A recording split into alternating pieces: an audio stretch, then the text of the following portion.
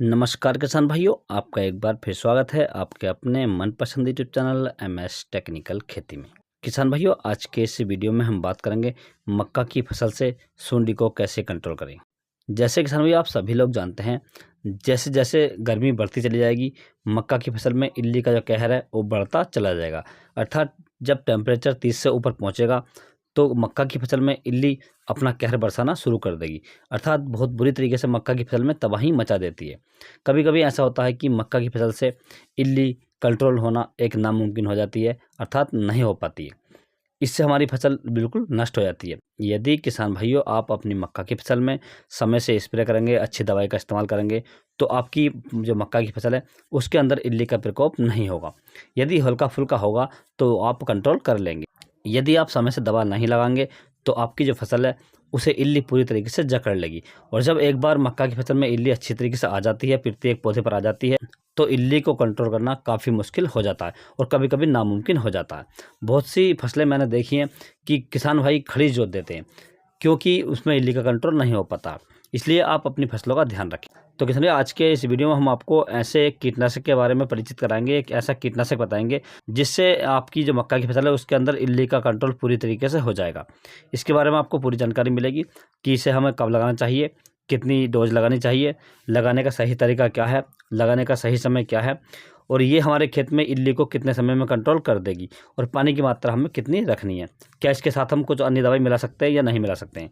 पूरी बात करेंगे, पूरी जानकारी देंगे आपको। तो आप वीडियो को पूरा देखें, अंत तक देखें, ताकि आपको सही जानकारी प्राप्त हो सके। और जो किसान भाई चैनल पर पहली बार आएँ उनसे रिक्वेस्ट है कि चैनल को सब्सक्राइब कर लें और पास वाली घंटे को भी दबा दें, ताकि हमारे आने वाले ऐसे ही नए वीडियो आपको सबसे पहले प्राप्त हों। सबसे पहले किसान भाई मैं आपको एक जानकारी देना चाहूँगा। जो किसान भाई इस समय मक्का की फसल लगाए हुए हैं, या आपने अभी लगाई है, या आपकी छोटी फसल है, या आपकी बड़ी फसल है, किसी भी प्रकार की फसल है, तो आप अपनी मक्का की फसल को लगभग 1-2 दिन के अंतर से ज़रूर देखते रहें। यदि आपको दिखाई दे कि हमारी फसल में इल्ली का प्रकोप हो चुका है तो आप उसमें तुरंत कीटनाशक का प्रयोग करें। यदि आप ऐसा नहीं करते हैं और आपकी फसल में लगभग 80% पौधों में इल्ली का प्रकोप हो जाता है, तो आपको उसका कंट्रोल करना काफ़ी मुश्किल हो जाएगा। क्योंकि इल्ली का कंट्रोल हम कर लेंगे, परंतु उसके 2-3 दिन के बाद में उसके जो अंडे होते हैं वो तुरंत दोबारा से उसमें इल्ली बन जाती हैं। यही प्रक्रिया हमारे फसल में चलती रहती है। हम बार बार दवाई लगाते हैं, बार बार इल्ली बन जाती हैं। तो आप इसका विशेष ध्यान रखें। अब किसान भाई हम बात कर लेते हैं दवाओं के बारे में। तो मैं आपको इसमें 2 दवाइयों का नाम बताऊंगा। इन दोनों में से आपको कोई सी भी मिल जाए, आप किसी का प्रयोग कर सकते हैं। तो सबसे पहली जो दवा किसान भाई, ये अदामा कंपनी की आती है बाराजाइट के नाम से। इसकी यदि हम डोज की बात करें तो 250 ml प्रति एकड़ आपको लेनी है। यदि किसान भाई हम इस दवा के अंदर टेक्निकल की बात करें तो इसके अंदर जो टेक्निकल आता है किसान भाई, ये आता है नोवलुरान 5.25% प्लस इमामेक्टिन बेंजोएट 0.9%। तो आपको ये दवा मार्केट से लेकर आनी है और लाने के बाद में आप अपनी फसल पे इसका स्प्रे कर दें। स्प्रे करने के लिए किसान भाई आपको 200 लीटर पानी का इस्तेमाल करना है और लगभग शाम के समय में स्प्रे करना है। क्योंकि जब हम सुबह के समय में स्प्रे करते हैं तो पौधों की जो गोब होती है उसके अंदर पानी भरा होता है, और हम ऊपर से स्प्रे करते हैं तो पानी उसमें नहीं भर पाता, जिससे जो अंदर वाली सुंडी होती है वो रह जाती है। तो इसका आप विशेष ध्यान रखें। स्प्रे इस प्रकार से करें, प्रति एक पौधे की गोब में पानी पहुंचना चाहिए, जिससे हमारी फसल में जो सुंडी लगी हुई है वो मर जाए, उसका कंट्रोल हो जाए। यदि किसान भाई आपको ये दवा नहीं मिलती है तो आपको मार्केट से दूसरी दवा लेकर आनी है। ये आपको लेकर आनी है कालिया 25।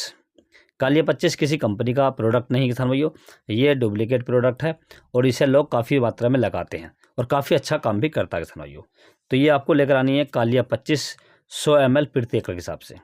इसके साथ में आपको जो दूसरा प्रोडक्ट ऐड करना है किसान भाइयों, ये करना है लैम्डा सेल्यूथ्रिन 5%। इसकी यदि हम डोज की बात करें तो 250 ml प्रति एकड़ करना है किसान भाइयों। इन दोनों दवाओं को आप अच्छे से घोल बना लें और घोल बनाने के बाद में आप अपनी फसल पर स्प्रे कर दें।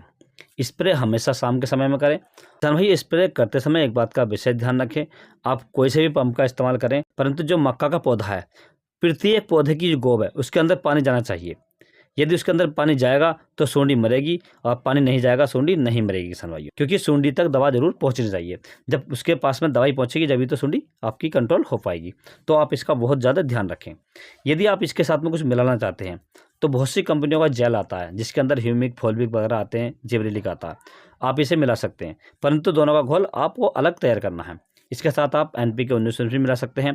जो भी आप ग्रोथ प्रमोटर मिलाना चाहते हैं, कोई टॉनिक मिलाना चाह रहे हैं तो आप मिला सकते हैं, परंतु दोनों का घोल अलग बनाना है।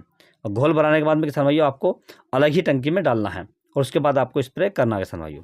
यदि किसान भाइयों आप इस प्रकार से अपनी फसल में स्प्रे करते हैं तो आपकी जो मक्का की फसल है उसके अंदर जो इल्ली है उसका 100% कंट्रोल हो जाएगा किसान भाइयों, और आपकी फसल बच जाएगी और आपको उससे एक अच्छी पैदावार मिल जाएगी किसान भाइयों। किसान भाइयों आपको एक बात का विशेष ध्यान रखना है, जब भी आपकी फसल में सुंडी हल्की फुल्की दिखाई दे तो आप उसमें तुरंत कीटनाशक जरूर लगा दें, जिससे आपकी जो मक्का की फसल है उसके अंदर सुंडी तुरंत कंट्रोल हो जाएगी और आपकी फसल कीटों से बच जाएगी। यदि किसान भाइयों आपको किसी अन्य फसल के बारे में कोई जानकारी चाहिए तो आप मुझे कमेंट्स कर सकते हैं।